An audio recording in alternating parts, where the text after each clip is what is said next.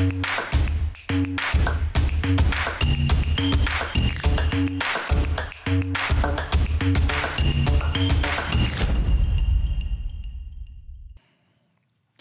naši diváci, vítam vás pri nahrávaní nášho historicky prvého podcastu s názvom Bez debaty, kde sa budeme venovať inšpiratívnym príbehom našich hostí, motivácie a sebarozvoja. Nahrávame z nášho krásneho štúdia Vibecast, ktoré si môžete rezervovať aj vy na stránke www.vibecast.sk. Tak, dneska tu mám môjho historicky prvého hostia a není ním nikto iný ako môj kamarát, spoločník a brother from another mother, Leo Prema. Leo, ahoj. Stanko, čau. A zároveň ďakujem ti za pozvanie, veľmi si to cením a držím tvojmu podcastu palce, lebo má zmysel, čo robíš a tej inšpirácie a motivácie nikdy není dosť, takže nech ti to dobre ide a šlape. Ďakujem ti veľmi pekne. Tak, ja začnem už vlastne prvou otázkou a to je vlastne, celý tento podcast by bol o tom, že by ma zaujímal tvoj príbeh o tom, ako si sa vlastne ty vypracoval na tú úroveň podnikateľa, ako si. Aká bola tvoja cesta z začiatku? Aké boli tvoje biznisy, alebo možno čo ťa priviedlo k tomu biznisu? Možno aké si mal pády, zostupy a také niečo. No, tak to už bolo dávno. Lebo ja som tak nejako stále vedel, že tá práca klasická není pre mňa. Mm-hmm. Akože nebal som sa, aj som makal z začiatku, však ten kapitál, lebo ten môj príbeh je práve možno zaujímavý pre ľudí tým, že som začínal od úplnej nuly. Mm-hmm. Moja mamina je veľmi šikovný človek, pracovala celý život ako cukrárka, ale žil som bez otca a tým pádom som nemal ako keby takéto zázemie, kde už neviem, je nejaká rodinná firma zabehnutá, alebo nejaký kapitál, ktorý by som vedel použiť. Takže začínal som pekne od nuly a o to viac si to dneska cením. Áno. Takže tie začiatky boli naozaj v podstate aj šialené trochu v niektorých oblastiach, lebo keď sme napríklad začínali také... Moje úplne prvé podnikanie bola diskotéka. Uh-huh. A to vyzeralo fakt tak, keďže kapitálu nebolo veľa, že my sme si všetko robili sami. Ten môj kolega bol vtedy starší odo mňa a on mal nejaké tie skúsenosti. Mal SROčku, ja som vtedy nevedel ani, čo je DPHčka pomaly. A normálne sme si malovali steny, že obrazy a proste bol tam škaredý strop, tak sme taký ten záves kúpili a ten sme pripínali, aby vlastne bol taký, že ako keby vytváral ten efekt a zakryl tam ten hnusný strop, ktorý mala tá stará miestnosť. Áno. Takže úplne takéto fajnotky sme si tam zažili. A jaký bol vlastne celý ten priebeh toho založenia tej diskotéky? A prečo vôbec diskotéka? Jak ťa to napadlo? V jakom veku si to vlastne riešilo? No to bolo, ja neviem, ja som mal asi 19 rokov. Uh-huh. A prečo diskotéka? No samozrejme, malo to... Ja som vždy podnikal z toho bodu, že som ani tak úplne nevymýšľal, že čo mi idem podnikať, ale ten podnet prišiel veľmi logicky. Uh-huh. To znamená, je to možno aj taká fajn rada pre ľudí, že ja som vychádzal vždy z toho, čo ja potrebujem a není. Uh-huh. To znamená, že ja neviem... Keď som chcel sa ísť s kamarátmi zabaviť u nás, ja som zo stredného Slovenska, tak my sme nemali kam. Uh-huh. A my sme boli kopec mladých ľudí, partia a každý sa sťažoval na to isté. Uh-huh. Čiže ja som vedel, že keby tá diskotéka tam bola, tak tí ľudia tam chodia. Uh-huh. A to bolo v Bratislave? Alebo... Nie, práve, to bolo na strednom Slovensku. Ja som sa do Bratislavy, inak to je asi blbosť, to asi aj skôr začínal ako v 19. Ale ja som vlastne začínal na tom strednom Slovensku, ale to bolo tak, že ja už som aj pôsobil v Bratislave, lenže tá Bratislava bola pre mňa vtedy príliš veľké sústo. To znamená, že tie priestory, ktoré som vedel tam si prenajať, tak tu by stáli, ja neviem, 10 krát viac. A prečo diskotéka? Práve preto, lebo aj mňa to bavilo chodiť, nemali sme kam. A samozrejme, také tie základné potreby ľudí sú v podnikaní najväčšia istota, ako jedlo napríklad, gastro. Veľa ľudí začína práve týmto, lebo ľudia musia jesť. A takisto ľudia pôjdu na to pivo, pôjdu sa zabaviť a človek potrebuje zábavu. Takže to bola aj diskotéka aj s kuchyňou? Nie, toto bola len diskotéka, ale ja som vlastne hneď potom si otváral kuchyňu. Aha, jasne, okej. Takže to sa mi tak prelínalo vlastne úplne vyslovene to gastro. A ono to išlo v podstate, že ty si využil kapitál z tej diskotéky na to, aby si rozšíril tú kuchyňu? Dá sa povedať, ale to už bolo úplne iný priestor. Hej? Aj s iným parťákom. OK. Takže to akože nesúviselo spolu a tá kuchyňa bol väčší projekt, ale začínali sme s tou diskotékou a tam sme videli ten prvý úspech, že naozaj tí ľudia tam chodili a všetko len to prinášalo obrovské také tie starosti, s ktorými som nepočítal. Napríklad, ja neviem, chodili nám po policajti a chceli nám zakázať hodiny, že aby sme len do polnoci, že my sme im nedokázali vysvetliť, že o polnoci ľudia len prichádzajú. No jasné. Ak ja zavriem o polnoci diskotéku, tak ju rovno môžem zavrieť celú. No a chodili nám tam s tým, že oni nám dávali za vinu, že od nás ľudia išli a niečo napríklad rozbili nejaké črepníky v meste. A ja som nevedel vysvetliť, že no jasné. Čo ja mám s tým. Hej? Takže pochopil som, že také ten nočný biznis s alkoholom je dobrá skúsenosť, ale ťažká skúsenosť. Hlavne pre 19-ročného chalana.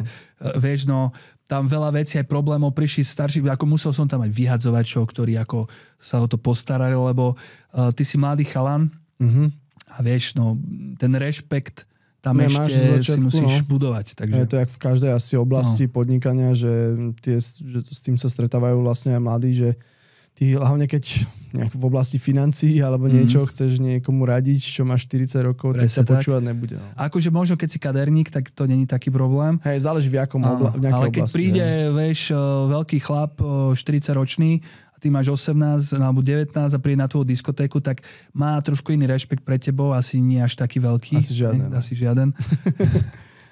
Takže bolo to divoké, to boli fakt taký divoký západ. A jak to dopadlo vlastne?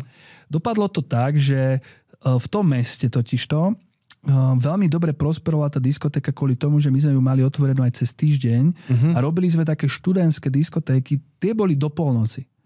A tie boli preto, lebo v tom mestečku bolo také tie stredné školy, ale to bolo také, že EGT, Evangelické gymnázium, a tam chodili ľudia z celého Slovenska.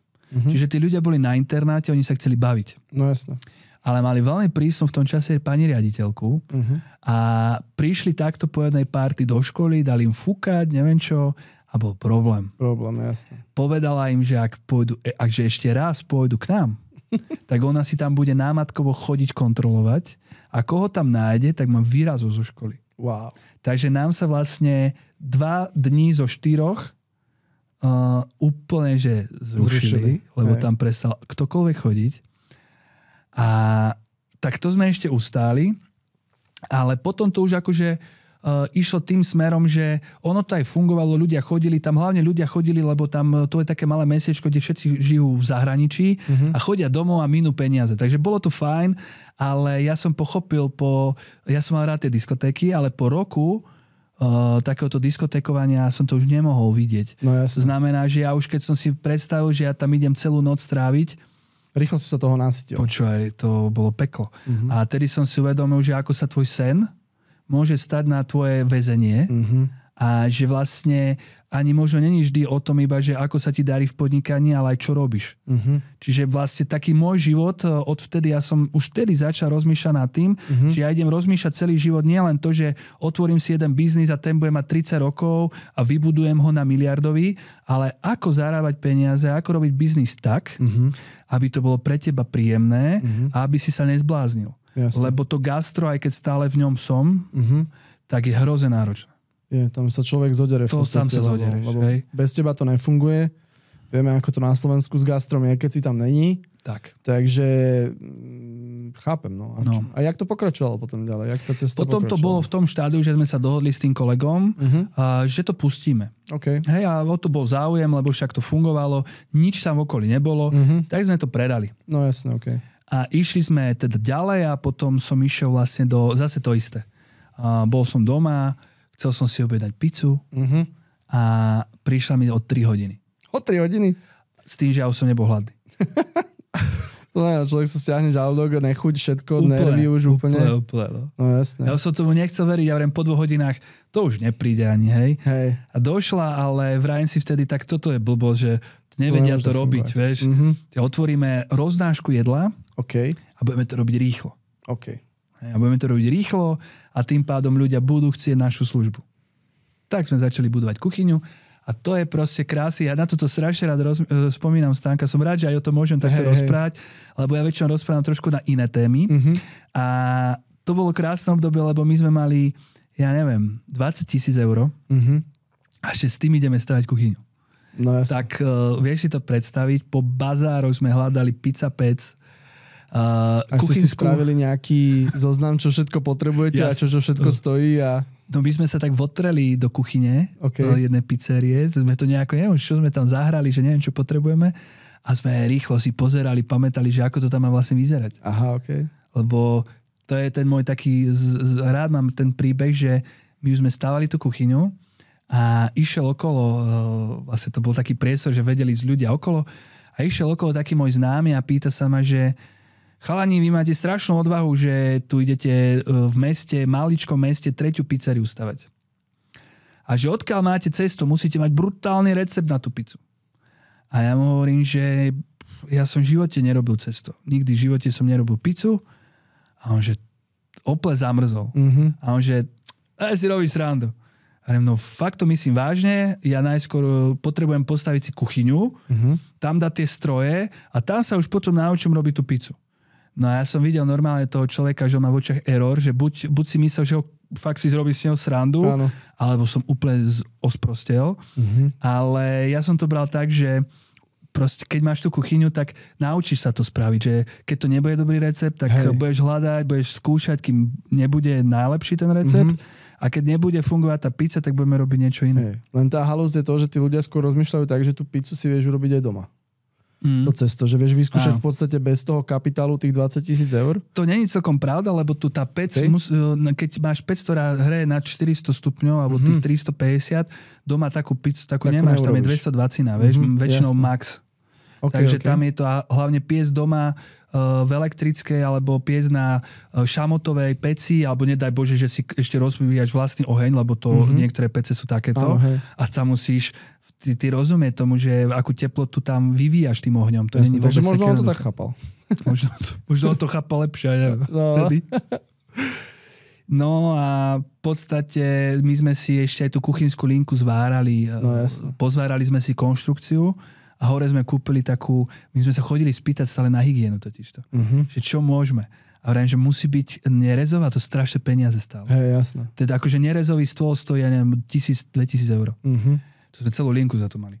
A on nám povedal, že stačí, že je zotierateľný povrch, že je umývateľný. No tak sme išli zohnať najlacnejší umývateľný povrch a ten sme dali na tú pozváranú konštrukciu. Podlahy sme, ja som sa tam naučil robiť, že odpadové trubky. Aha, Sme tam vyvažovali, aby tá voda išla dole, no proste úplne takéto šialenstva. Podlahu sme si robili, to tam potom stála voda v strede kuchyne, lebo vodováha bola v oku. Takže ste sa vlastne tam dokázali vynájsť, že museli ste to, používali ste nejaký internet alebo niečo také, alebo že odkiaľ ste... Áno, všetko sme googlili, pýtali sme sa, ale bohovsky veľa sme sa naučili. Ja si myslím, že dneska už tí chlapi nevedia niektoré veci takéto robiť, lebo tam sme boli donútení, sádrokartóny viem robiť a všetko. Tá manuálna práca sa u nás už trošku vytráca, hlavne tej generácie, čo bude prichádzať po nás. Všetci chcú byť influenceri a všetci chcú vlastne zarábať online. Akože je to fajn, je to super, ale podľa mňa sa to možno otočí, že akurát tá manuálna práca v podstate bude možno ešte viacej hodnotená časom, lebo nebude vedieť akože nikto robiť.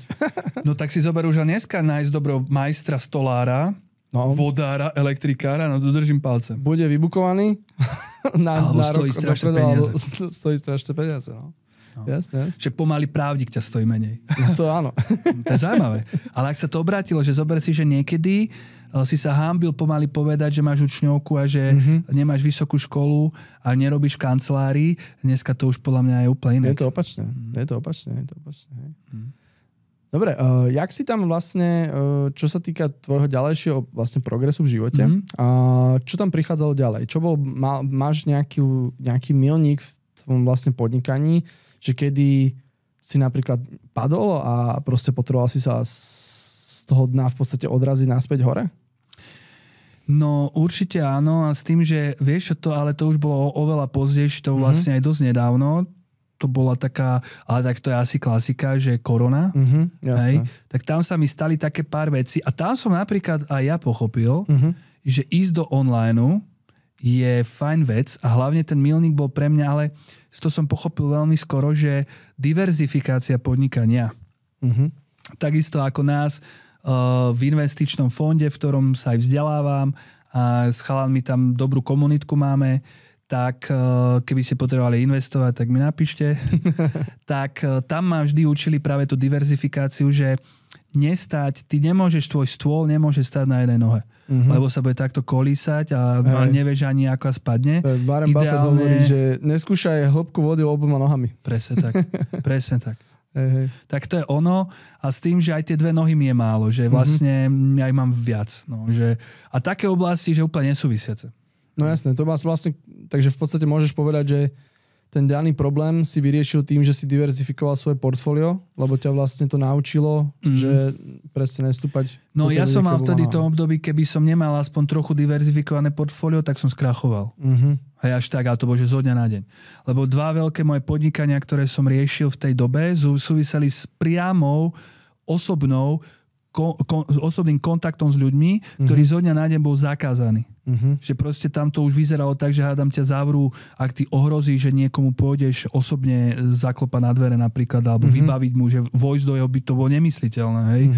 Takže tam mi ostal vlastne ten online, ktorým som už nejakým spôsobom budoval vtedy a pochopil som, že ja bez tohto by som čo robil.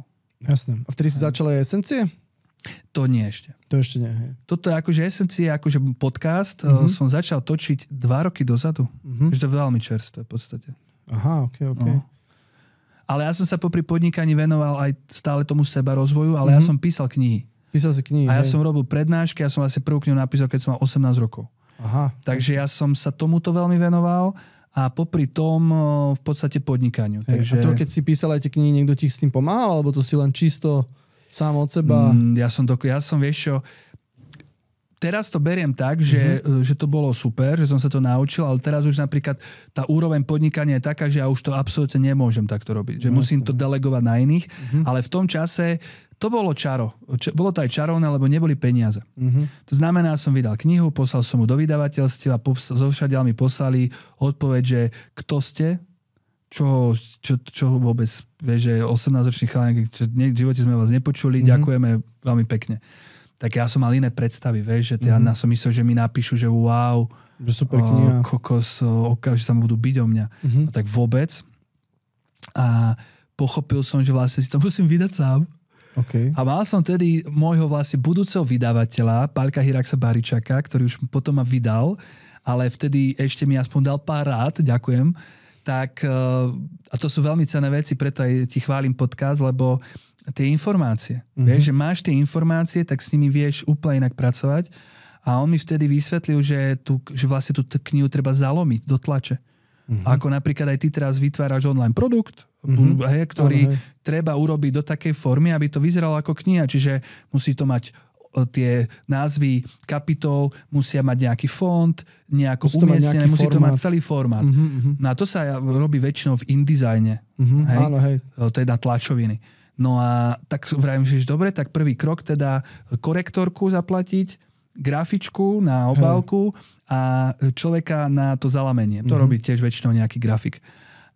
No a keď mi povedal tie sumy, tak som si uvedomil, že tak asi nie, že toľko peniažkov nemám, že buď ju vytlačím, alebo ju len zalovím. Tak som išiel na Google, tak som šiel na YouTube. To môj život bol YouTube, lebo ja som si na YouTube hľadal, že ako zalomiť knihu do tlače. A ináč to je sranda, že ťa to vôbec napadlo. Lebo zober si, že veľa ľudí sa presne stretáva s tým problémom, že oni narazia na takúto stenu a nevedia, jak ďalej. A nevedia, že čo ďalej. Akože dnešná generácia, samozrejme mladých ľudí si už vie, že všetko existuje Google, ale ja keď si spomeniem proste aj na našich rodičov, že proste aj teraz v tomto období, keď narazia na nejaký problém, tak oni volajú tebe. Hej, že proste, že halo, jak toto vyriešime? Však si otvor Google a proste tam to napíš a tie informácie sú neuveriteľne k dispozícii. Úplne, že to je tak krásne, že človek dokáže byť hocičím dneska. Že absolútne hocičím. A je to pravda. Jediné, čo treba je za 3 mesiace si sadnúť doma a pozerať si YouTube. Alebo nejaký kurz. A dneska dokonca ty sa môžeš opýtať umelej inteligencie, že ani písať nemusíš vedieť, už to funguje na hlase a ona ti normálne ani nemusíš to, lebo na Google a na YouTube musíš vedieť to nájsť. Hej, že musíš vedieť, že kto rozpráva úplne blbosti a kto rozpráva, že reálne k veci. Ale akože áno, chápem. Hej. Už len keď dáš, napríklad, ako musíš vedieť, že zalomiť knihu sa volá, že to je zalomenie. Hej? Akože keď to tam nedáš správne, tak ti nevyjde správna vlastne výsledok v tých videách. Že ako obrátiť stranu. Áno. No a že proste nenájdeš to. No ale už dneska naozaj to umelá inteligencia to nájde za teba. Ale toto je práve to sa vraceme aj k tej pizzerke, k tej kuchyni, že ja som bol v tomto možno trošku. Vieš, dneska už máš presný plán na všetko. Ale ja som vtedy bol trošku taký v tom prúde života veľmi hodený a ja som nemal veľmi až takýto úplne plán. To znamená, že ja som šiel krok za krokom a mne keď povedali, že ďalší krok je zalomiť tú knihu, tak ja som to bral tak, že dobre, tak to idem spraviť a potom, keď ju už budem mať zalomenú, tak idem ďalej. Hej, ale to je skvelá rada proste pre ľudí aj pre divákov, že presne ísť ten krok po kroku. Áno. Že, lebo keď vidíš niekedy ten obraz, ten veľký obraz, čo je pred tebou tej budúcnosti, tak ťa to zaskočí, že jak strašne je toho veľa, čo treba spraviť, ale pritom sa len ideš vlastne krok za krokom. Myslím si, že určite ty budeš vedieť, že v jakej rozprávke to bolo, že vlastne boli v lese a on nevidel, že pozeral sa pred seba a hovorí, že nevie, kam má ísť. Ale videl len meter pred seba. A mu niekto hovorí niekomu, že pozri sa len dole pod seba a ideš krok za krokom, lebo vidíš ten meter pred sebou. A postupne sa vlastne z toho lesa dostane. Neviem, aká tu bola rozprávka, ale toto isté, to som počul v prvej knihe motivačnej, ktorú som vo svojom živote čítala, ktorá mi zmenila život, aj keď dneska sa na tom už aj smejem, ale bolo to, že tajomstvo, Secret. Okay. Secret a tam bol autor, ktorý napísal slepačiu polievku pre dušu. Neviem už, jak sa volá. A on hovoril tento príklad, nikdy na to nezabudnem, lebo ten film som kedysi videl veľakrát a on to hovoril o aute. Okay. Že ty ideš z Bratislavy do Košic a ty nevidíš vopred celú cestu. Vôbec. Ty vidíš 10 metrov vopred a keď je tma, tak ani toľko nie. To svetlo ti svieti naozaj na tú jednu zátačku. Ty vôbec nevidíš tú cestu. Ale ty vždy len prejdeš tých 5-10 metrov, ktorých máš pred sebou a ty sa reálne dostaneš z Bratislavy do Košic. Ale ty naozaj vidíš len 5-10 metrov dopredu. A toto isté len, že mňa, keď sa ľudia na podnikanie, veľakrát sa ma ľudia pýtajú na podnikanie, tak vieš, teraz, že čo tam všetko potrebujem, vieš, že musím založiť SROčku, musím mať všetky papiere na úrade, ja musím mať účtovničku, tam účtovníctvo možno pokuty môžem dostať, potrebujem stránku, potrebujem sociálne siete, potrebujem marketéra, potrebujem hrozne veľa vecí. Videoeditora, všetko. Koniec. Tu človek končí. Hej, tu si toto predstavia, povie si, na toto ja nemám, rozbolí ťa brucho a povieš si, že to je príliš na mňa. Hej, ako toto niekto môže zvládnuť. No a toto presne ja som vždy neriešil. Že vrajem si, že to není môj problém, to budem riešiť o pol roka. Teraz mám problém, musím postaviť tú kuchyňu napríklad. Hej? Ale my sme to tak šialene stavali, ale zase už by som to možno teraz ani až tak úplne nerobil, ale my sme to stavali až tak s kamarátom Erikom, že my sme prišli do bodu, že my sme minuli všetky peniaze a my sme už nemali na to auto, s ktorým sme mali robiť tú roznášku. Okay. A vieš, to proste, a už sme mali popožičiavané peniaze, odkiaľ sa dalo a vravím si, čo ideme teraz robiť. Tak sme normálne kamarátovi som zavolal, ktorý už vtedy podnikal a on mal solárne panely v Nemecku a dohodil nám tam robotu, že sme strážili tie elektrárne. Okay. A zarobili sme vtedy 2200 € mesačne a išli sme tam na 2 mesiace. Obidvaja, že sme nechali všetko doma, tam už aj nájom nejaký platili, to sme tam všetko nechali a išli sme zarobiť na to auto. A museli sme zarobiť toľko, aby sme vedeli aj povinnú zmluvnú poistku dať, aby sme ho mohli aj natankovať. A ostalo nám asi 500 € na tovar. Proste to je šialené. To je šialené. A išli sme do nejakého mlynu na múku, na kamarátovej Octavii, ktorú keď sme naložili múkou, tak to vyzeralo ako Ferrari, lebo to bolo, že 2 cm od zeme. A vrajím, že toto akože tieto tlmiče nám odídu na prvej zákrute. No, Krása. To bolo nádhera. Akože ja viem, že ľudia sa toho boja, ale zase to chcem povedať, že podnikanie není pre každého. Není, no. Že zase je taká, podľa mňa, instantná doba týchto sociálnych sietí, kde ty si pozrieš na nejakého podnikateľa, on má Ferrari, on má podniky a povieš si, že to je cesta. Lenže to vôbec nemusí byť cesta, vieš. Že ja som pochopil za svoj život, že pre niekoho je obrovský kľud v živote ísť do práce, o ktorú sa stará niekto iný, mať výplatu, prísť domov k manželke, k deťom a mať pokoj. Ale je to v poriadku. Je to absolútne proste nemôžeme byť každý proste háj a každý proste chceť podnikať, lebo každý tu máme nejaký ten osud a niečo, čo chceme robiť a niečo, čo nás robí šťastným. Tak. A skôr je to umenie v tom živote nájsť v podstate to, čo nás robí šťastným. To, čo robiť, lebo keď proste tak, jak to určite každý z vás, kto to sleduje, už to pozná, že pokiaľ budeš robiť to, čo ťa baví, tak nebudeš pracovať už ani jeden deň vo svojom živote. Presne tak. Preto ty môžeš mať 10 firiem a ja neviem tiež koľko projektov a stále v podstate robíš, aj cez víkendy robíš, aj všetko proste, ale robíš to, ani že nevieš, že robíš. Ty máš ako vieš, že ten koníček, čo ťa tak baví, že ideš. Že sa musíš aj stopovať. Musíš sa stopovať, lebo buď môžeš vyhorieť, môže sa ti stať, že proste niečo sa ti stane, tvoje zdravie, musíš sa na seba, tiež o seba starať a to veľa aj podnikateľov podľa mňa zanedbáva a preto často vlastne vyhoria. No a toto je ešte dobrý point, možno taký tip, lebo myslím si, že dobré je vyťahovať od tvojich hostí vlastne také tie tipy a kľúče, lebo určite tie sú vždy v tom podnikaní. Lebo ten podnikateľ, alebo teda ktokoľvek, športovec, umelec, ktorý niečo dosiahol, tak on prišiel tým životom na to, že on niečo ma nevyšlo, poskúšal a prišiel na to, že čo vlastne funguje. Hej. A ja som to mal tak, že ja som veľmi dlhé roky nešiel podľa toho, ako keby tej stratégie energetickej, ktoré ja mám. Lebo sú rôzne archetypy ľudí. Áno. A ja som to nevedel. A ja som napodobňal tú stratégiu ľudí, ktorí sú najčastejšie v tej spoločnosti a myslel som si, že to sú takí tí šikovní ľudia. Hej? No a to sú väčšinou generátori. A ja som napríklad vychádzal potom z human designu, ktorý mi úplne že otvoril oči v tom, že ako ja mám vlastne fungovať. A že Peťo funguje úplne inak ako ja a Jano ešte úplne inak ako ja a jemu nebude fungovať moja stratégia a keď ju bude robiť, tak sa mu bude dariť na 10%. No, a takisto astrológia. Čiže vlastne teraz aj jedno z tých podnikaní aj astrológia. Máme tu astrologickú stránku astra.sk, kde ty človek si vlastne vie pochopiť, čo sú tvoje silné a slabé stránky.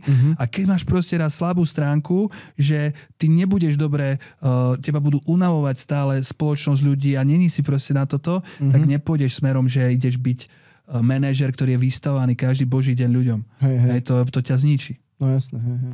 Čo vlastne vnímaš ty ako najväčšie problémy alebo problém, ktorý ľudia vlastne vidia aby začali podnikať? Bracho, to je vždy jedna tá istá odpoveď, to je, že myšlienky, ktoré ťa strašne budú spochybňovať, že ja neviem, ty nie si dosť dobrý na to, nie si dosť múdry, nemáš dosť peňazí. Veľmi dobrý príklad bol ten, keď my dvaja sme boli na tej krásnej akcii a stretli Juraja Fervario z Bilenky. Ja to vždy volám Belenka, ale je to Bilenka. Bilenka. A on nám presne toto povedal, že on je ten investor, on je v tej jame levovej a on sa stretáva s tými podnikateľmi. A že každý si myslí, že ty na biznis potrebuješ obrovský kapitál, ktorý nikto väčšinou nemá. Z začiatku nie, no. Hej, akože povedzme si pravdu, keď máš 1 000 000 eur na účte, tak sa ti podnikať ani nechce. A už si väčšinou buď niečo dosiahol, alebo keď si to zdedil, tak áno, jasné, hej, ale aj tak ťa podľa mňa tá energia toho života bude hnať nejakým smerom. Niečo robiť, tak raz to mineš a zistíš, že aj nejaký problém. Prípadne to dáš na červenú, ale nevydá. To není podnikateľský typ. To není. A on nám presne povedal, že on obrovskú firmu Bilenka, mám botičky od nich práve na nohách, a ktorá vlastne 90% exportuje už do sveta, do zahraničia.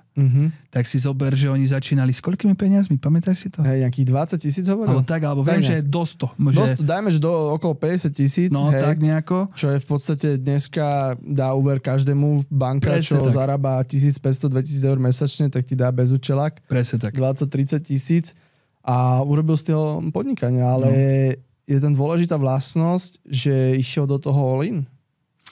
No, ale zase vieš, all in. Keď si to tak vezmeš, tak tých 50 000, keď budeš splácať, tak to zase není, že skončí ti život. To nie. Veď zober, že ľudia majú 400 000 hypotéky na 30 rokov, takže tých 50 000 zase dá sa to prežiť, aj keby ti to nevyšlo. Zase není to, že zomreš, keď ti to nevyjde. Takže si myslíš, že to je kvôli tomu, že oni si potom v tej fáze prestanú dôverovať?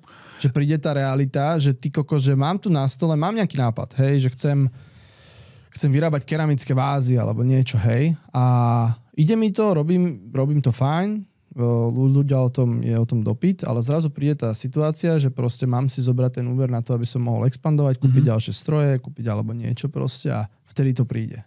Že... No teraz ma napadla ešte taká alternatívna odpoveď, lebo ja keď som začínal, tak som presne videl, že aký je rozdiel medzi mnou a tými mojimi rovesníkmi, ktorí v tom istom čase robili so mňou a oni skončili ako moji zamestnanci napríklad. Hej? Že ja som vždy prinášal aj im vždy nejaké nápady. A oni na každý nápad bol nejaký, prečo to nejde. Hej? Že napríklad vrajím, že počuj, že robíš u mňa, ale sme kamaráti. Špor si každý mesiac peniaze a za pol roka máš dosť peňazí na to, aby si vybudoval vlastný biznis. A on že, aký už biznis by som si za pol roka... No mám pre teba nápad. Dám ti ho len tak, lebo ďalšia vec, čo mne chýba, to je to, čo som na začiatku hovoril, že vždy vymýšľam biznisy z toho pohľadu, že mne nejaká služba chýba, nejaký produkt, neviem sa k nemu dostať. Jasne.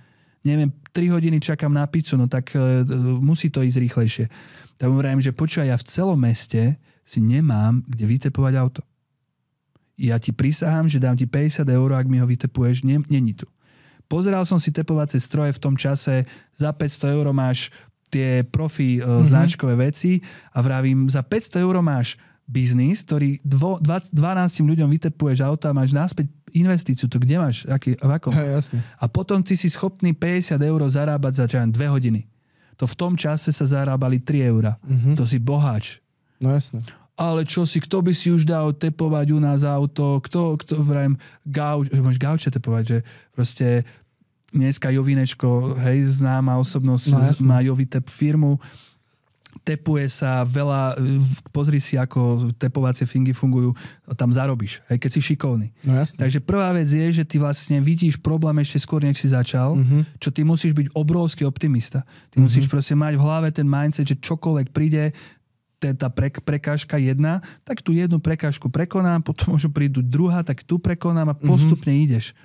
A druhá vec je, že ľudia si predstavujú podnikanie tak, že ty si založíš firmu, vyložíš si nohy na stôl a si bohač. A potom príde realita, keď pochopíš, že ty musíš robiť na začiatku veľakrát, dvakrát viac ako bežný človek. To znamená, že tvoj kamarát príde z roboty, ide von na pivo, ale ty ešte píšeš e-maily a hľadaš... A bude ťa volať na to pivo. A musíš mu povedať nie. A potom príde sobota a ty ani v sobotu nepôjdeš, lebo ty musíš ísť do tej kuchyne zvárať tú kuchynskú linku, lebo ho nikdy neotvoríš. No áno. A musíš aj v nedeľu. Ale keby sa piatok opiješ, sobotu preležíš, v nedeľu sa zbieraš a čo? Tak ti ušli 3 dní. Tak. A 3 dní z 20 dní, čo môžeš mať otvorené, tak. Si videl a zistíš, akú máš stratu. Vieš, keď zarábaš proste 300 eur mesačne, tak máš stratu za 3 dní 900 eur. Presne tak. Ja nehovorím, podľa mňa v dnešnej dobe sa to dá aj bez nejakej extra roboty, asi fakt áno. A ja poznám ľudí, čo zbohatli aj na kryptomenách, ale to je trošku taký, a nechcem povedať, že hazard, ale musíš tam mať trošku šťastie, vieš. Akože pokiaľ si nejaký forexový trader, hej, čo je čisto len nejaký môj osobný názor, není to nejaké, že to je nejaké pravidlo, tak sa viacej tomu rozumieš. Hej. Takisto jak všetko, alebo o hocičom, ak máš dostatok informácií a dostatočne sa o tom vzdelávaš, tak áno, jasné, ale keď sa stane to, čo sa v podstate stalo teraz s tým veľkým boomom, že všetci si myslia, že na tom zbohatnú, ale oni nemajú tie informácie, oni nevedia, jak na tom tradovať, oni nevedia, jak sa tie krivky správajú, jak to predikovať a proste nejsú v tom zbehli a proste plesknú tam 10 000 eur a zrazu majú 3 na účte. Ani ne, vieš, niekedy sú skončia proste na nula, lebo aj sa hovorí, že keď vlastne chceš začať obchodovať na burze, tak rátaj s tým, že prvých 10 000 proste zmizne. A že to sa naučíš.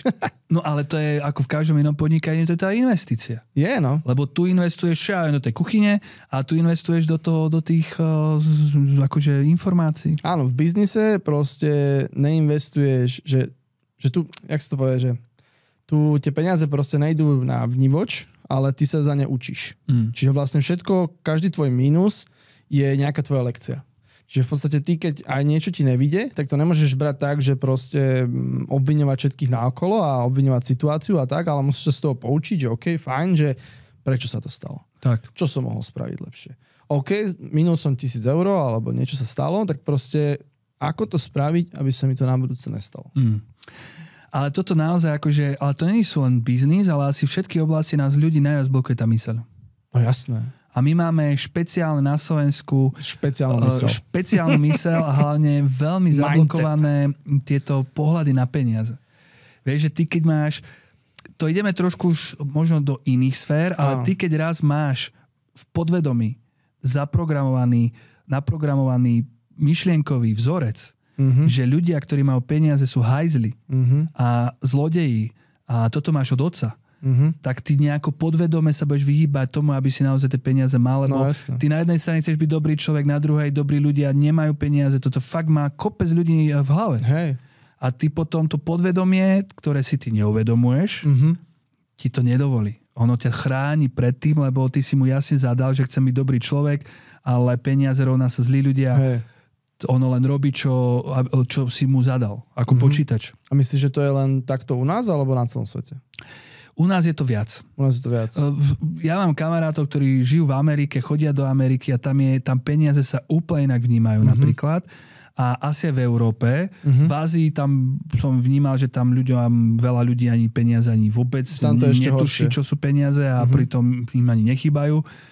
Ale tu je to také, že tu si akože fakt, tu sa stretneš s tým, že kamarát ti otvorí kaviareň a ty náschvál budeš chodiť do inej, ktorá je o 4 ulice ďalej, aby náhodou tvoj kamarát sa nemal lepšie ako ty. Vieš, že toto tu naozaj... Taká tá závisť? Taká neprajnosť. Neprajnosť. Že možno ako keby ani nie, že máš úplne, že by ťa bolel žalúdok závisti, a to akože môže, ale minimálne taký nejaký druh neprajnosti. A pritom by sme si mali pomáhať.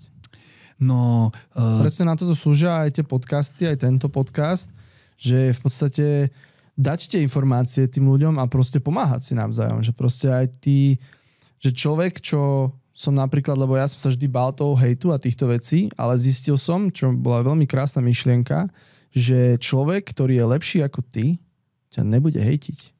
On si to prešiel tou cestou, on tiež tam bol, on tiež bol v tých podnikal tie kroky a on sa ti smiať nebude. Obrovská pravda. Pravda. To mi otvorilo oči v tom, že proste ty, keď ti niekto niečo sa smeje alebo niečo, to je len jeho nejaká insecurities, hej? Tak. A čo vlastne si reflektuje on z teba. A to, že taký by chcel byť, alebo čo. Hej? Čiže toto je niečo, čo keď som si ja uvedomil, tak mi to akože veľmi pomohlo, čo sa týka nejakého nastavenia toho mindsetu, hlavne na tom Slovensku. Preto sa hovorí, že keď si v miestnosti, kde si najmudrejší, tak si v zlej miestnosti. Tak si v zlej miestnosti. A toto je ďalší možno kľúč. Spoločnosť. Totižto... 5 najbližších ľudí to definuje. A to je práve napríklad to, čo mne niekedy akože aj vyčítali možno tí kamaráti alebo tak, že ty už s nami netráviš čas a tak, ale presne to bolo to, že ja som im povedal 10 vecí som dostal studenú sprchu. Ja sa hejtili, no. No a že ja som musel byť veľmi silný vnútorne, aby som to prebil. Ja hovorím o sebe, že ak som v tomto živote niečo, tak som učiteľ optimizmu. To je môj najväčší dar v tomto živote, ale ja naozaj dokážem nájsť optimizmus fakt, že vyhrabem ti ho zovšadiaľ.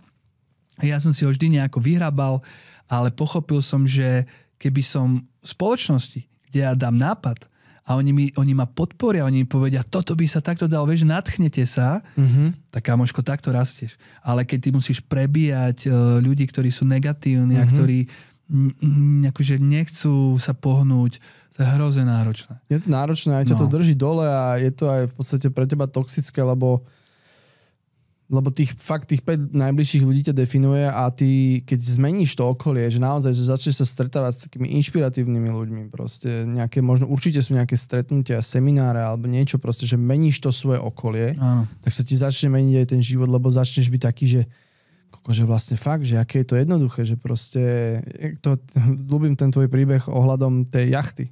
Chudne ho povedz. Áno, mám takú kamarátku úžasnú. Posledné roky som naozaj nadobudol úžasných priateľov a kamarátka mi hovorila, že Leuško, ty nemusíš teraz milióny investovať ani do nejakých jacht alebo do nejakej jachty, že tebe treba len kamarátov, ktorí napríklad už jachtu majú, mňa, a ja ti ju požičiam. Alebo keď nepožičiam, lebo však nevieš ju šoferovať, ale nič, tak ťa povozím na ne aspoň, hej. A to je ono, akože Paulo Coelho, môj obľúbený spisovateľ, on vždy vo svojich knihách hovoril o tzv. Protekčnej banke. A on tvrdil, že peniaze, ktoré si ukladáš do banky, nemajú takú hodnotu ako kontakty, služby, alebo teda pomoc napríklad, keď urobíš niekomu, pomôžeš, tak ten človek tam niekde to má uložené a jedného dňa ti zase on môže pomôcť a do veľa dverí sa nedostaneš cez peniaze. Dostaneš sa tam cez vzťahy. A budovať vzťahy, hlavne špeciálne na Slovensku, kde je malinká krajinka, lebo zažil som aj ľudí, ktorí si povedali, ideme skrátkou, ideme ľahšou cestou a odrbeme, koho sa dá. No jasne, no. Lenže za pár rokov prídeš do bodu, že si už všetkých odrbal a ty už nemáš koho odrbať. No. Ale keď si buduješ naopak trošku asi dlhšou cestou tie vzťahy, tak ty prídeš do bodu, že proste aj keby skrachuješ, tak ty tu máš ľudí, ktorí máš kde bývať, máš čo jesť a ešte máš aj kapitál na ďalší biznis, presne, lebo tí ľudia tam sú. A to je presne to, čo mňa učila moja mama, že nikdy nerob to, čo nechceš, aby robili tebe, lebo nikdy nevieš, kto bude stáť na druhom konci tých dverí, keď ich otvoríš. Na toto som si, Stanko, vždy spomenul, keď som mal prvých zamestnancov a kradli mi nejaké veci. Vždy som si spomenul na to, ako ja, 16-ročný Fagan, som mal šéfa Milana v vzťahovke, možno ho aj by pozeral, a ja som mu z toho skladu tam ukradol nejaké parfémy, ktoré tam mal, ja neviem. A normálne som bol rád, že som sa obohatil nejako. A bral som to tak, že pre Boha, že ho má peňazí, jemu to chýbať nebude. Hej? Ale potom som zrazu po tých pár rokoch, a takto funguje, priatelia, karma, že to vôbec nie je trest, ale je to len to, aby si pochopil, čo robíš. Že či to budeš robiť aj na budúce, že či to je vlastne dobre, čo robíš, lebo nebolelo ma to, keď som to zobral. A keď som zrazu bol v tej druhej situácii, tak som to pochopil, že OK, tak už toto by som neurobil asi. Vlastne to je blbosť, že tak ja niekomu dávam prácu. Chápeš? Áno, ja tomu úplne chápem. Ja mu dám prácu, ja mu pomáham, ja mu platím účty a on mi ešte niečo ukradne. Ale on to nevidí. A preto v tej situácii ja už som vedel, že ja sa na tých ľudí nemôžem hnevať, že oni proste len chcú trošičku sa mať lepšie. Hej? A fakt som vďaka tejto skúsenosti bol voči tomu súcitný a bral som to tak, že poberte si, čo máte, vraciam, platím za to, čo som ja urobil kedysi, všetko je v poriadku, teraz sa misky váh vyrovnali, ideme ďalej. Mal si niekedy v živote nejakého mentora? Alebo niekoho, kto ti pomáha na tejto ceste? Vieš čo, dakedy to tak úplne nebolo.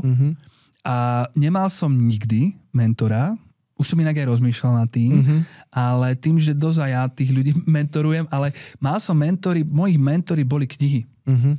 Hej, ja som fakt veľa čítal, čo teraz už to nerobím. Ja som nečítal knihu dlho, pretože počúvam podcasty.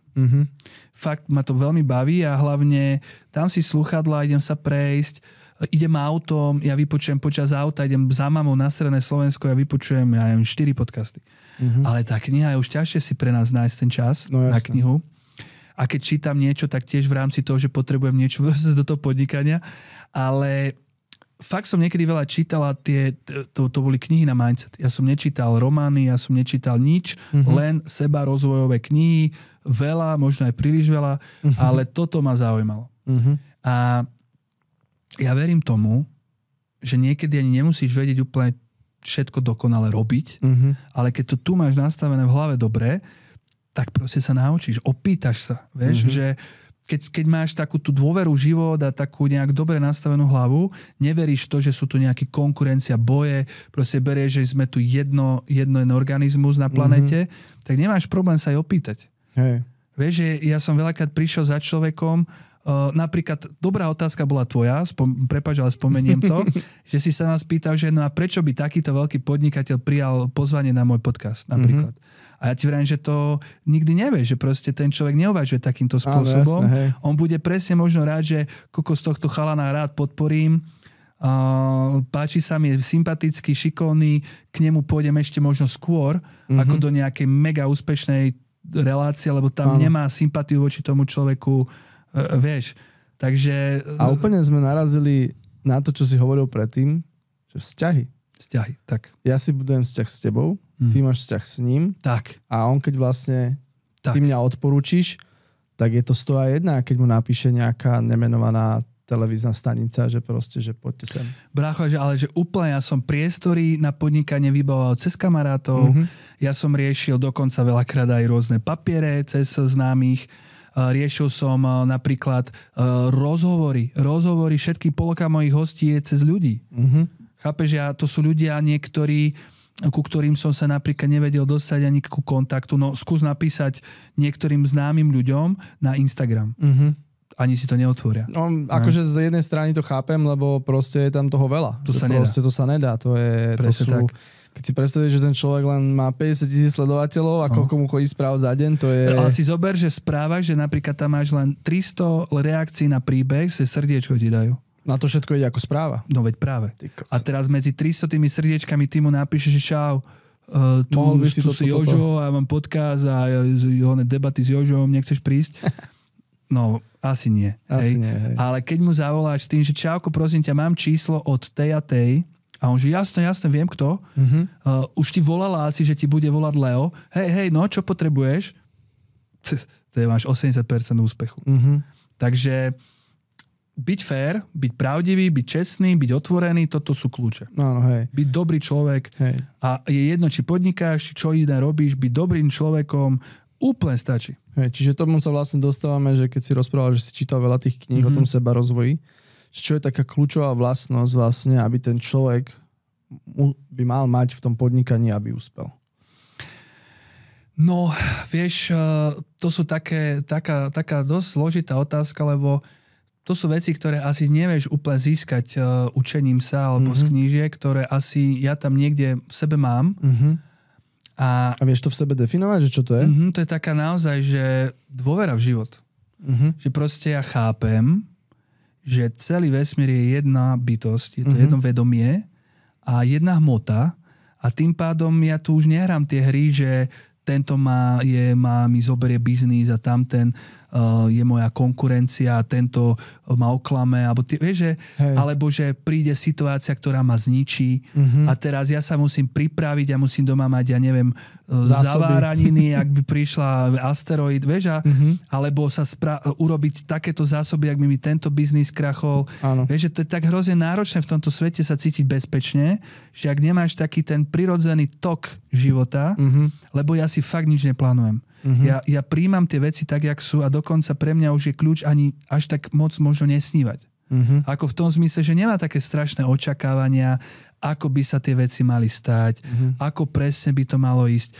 To život vás aj tak vždy prekvapí. Tam ide skôr o to, že aký ja mám takto. Už mi prišla odpoveď. Keď sa bavíme o tom, že všetko o tých vzťahoch, primárny vzťah je vzťah sám k sebe a vzťah k životu. A veľa ľudí si nesadne nikdy na kreslo a nespýta sa, že čo je pre mňa vlastne život. Že akože čo to je? Že má to nejakú logiku? Že je život inteligentný? Je život... Einstein, myslím, povedal, že základná primárna otázka človeka je opýtať sa a zodpovedať si pravdivo, je vesmír priateľský alebo nepriateľský. Od tohto sa ti bude vyvíjať celý život. Lebo ak je pre teba život nepriateľský, že tu vlastne máš Všetci pocit, že to je boj, o prežitie, tak takto budeš rozmýšľať aj v biznise, aj vo všetkom. A tak sa vlastne bude aj tvoj život tvarovať a smerovať. Aj tvoje vzťahy, lebo však budeš asi viac si dávať pozor na chrbát a nožiky mať pripravené a seknúť, keď komu treba, vieš. Jasne. A Ježiš nás učil, kto do teba kameňom, ty do ňoho chlebom. Za tých 2000 rokov sme sa toho veľa od neho nenaučili, ale je v tom veľa pravdy. Hej, dneska mám pocit, že veľa ľudí už to chápe. Veľa ľudí, keď do teba niekto kameňom, tak ty do ňoho samopalom. No hej, takže aj tak sa dá rozmýšľať, ale hej, no, takže vzťah sám k sebe a vzťah k životu, čo to vlastne je ten život. Má on inteligenciu? Je múdrejší ako ja? Ak je, tak asi nebudem ho ja ovládať, ale nechám to na ňo.